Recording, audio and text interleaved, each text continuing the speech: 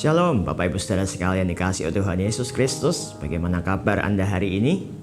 Doa saya kiranya kita di akhir tahun 2023 ini terus bersemangat, berkomitmen untuk merenungkan kebenaran firman Tuhan melalui renungan hari ini. Tema kita hari ini adalah membawamu ke tempatku. Nats kita terambil dari Yohanes 14 ayat 3 yang berbunyi demikian. Dan apabila aku telah pergi ke situ dan telah menyediakan tempat bagimu, aku akan datang kembali dan membawa kamu ke tempatku, supaya di tempat di mana aku berada, kamu pun berada. Bapak Ibu Saudara sekalian, ada cerita sepasang suami istri bernama Tony dan Nora. Mereka adalah warga negara Amerika yang sudah 15 tahun menikah, namun belum dikaruniai anak. Sebagai pasangan Kristen pada umumnya, mereka percaya bahwa Tuhan memberikan yang terbaik.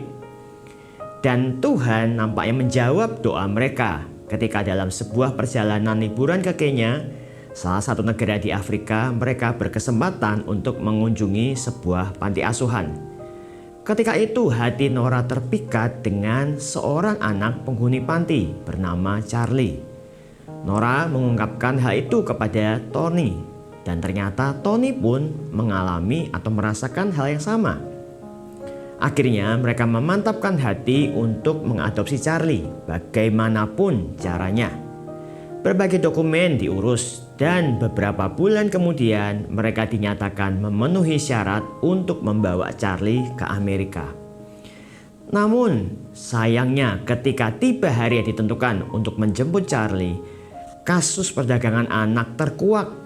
Dan terjadilah pergolakan politik di Kenya, sehingga pemerintah mengeluarkan kebijakan untuk memperketat izin keluar masuk bagi warganya.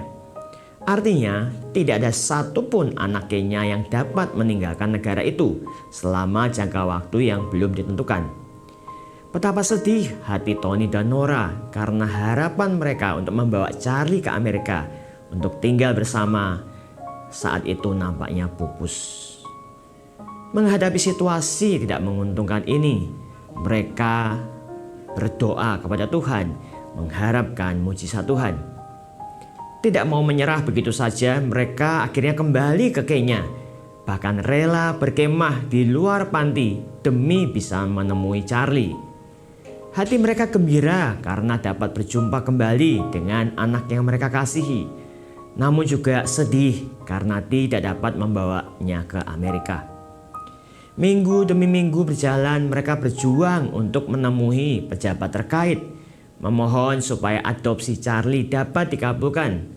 Namun tak kunjung membuahkan hasil, sehingga mengharuskan Nora pulang lebih dahulu ke Amerika. Hingga memasuki bulan Desember, Tony harus melewati momen Natal di tempat yang jauh dari teman, keluarga, dan juga situasi yang jauh dari harapannya.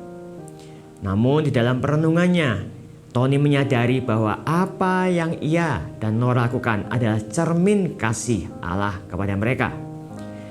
Charlie tidak mungkin datang menemui Tony dan Nora di Amerika, sehingga satu-satunya jalan ialah Tony dan Nora harus datang ke Kenya demi menemui putranya dan berjuang untuknya.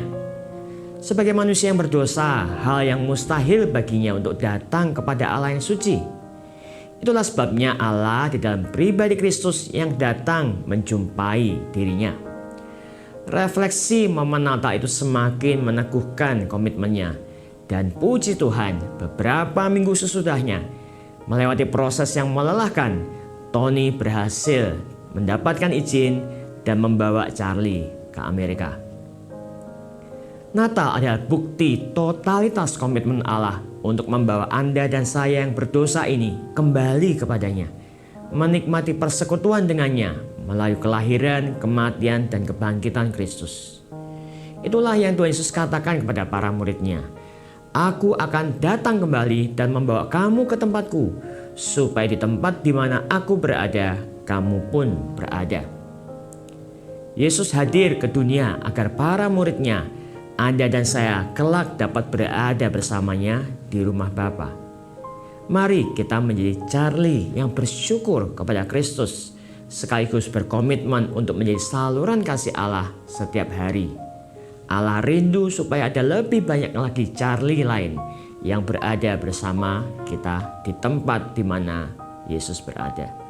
Amin.